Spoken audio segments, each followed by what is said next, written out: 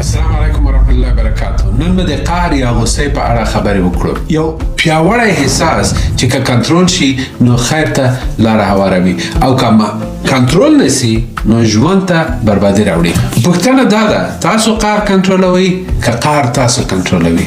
قهر په خپله بد نه دی، دا یو طبیعي احساس دی چې الله سبحانه وتعالی زموږ په فطرت کې ایښی دی. کله ناکله همدا قهر موږ ته ځواک راکوي چې د ظلم پر وړاندې ودرېږو او د مظلوم ملاتړ وکړو سبحان الله او ناحقه اصلاح کړو. خو ستونزه دا نه ده چې موږ قهر لرو، بلکې دا ده چې موږ خپل قهر ته اجازه ورکوو چې موږ کنټرول کړي سبحان الله.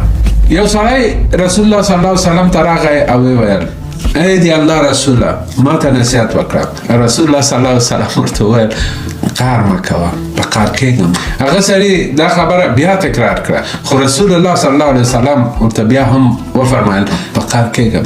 دریم ځل هم دا نصیحت وکړ. ولی رسول الله پر دې خبرې دومره ټینګار وکړ؟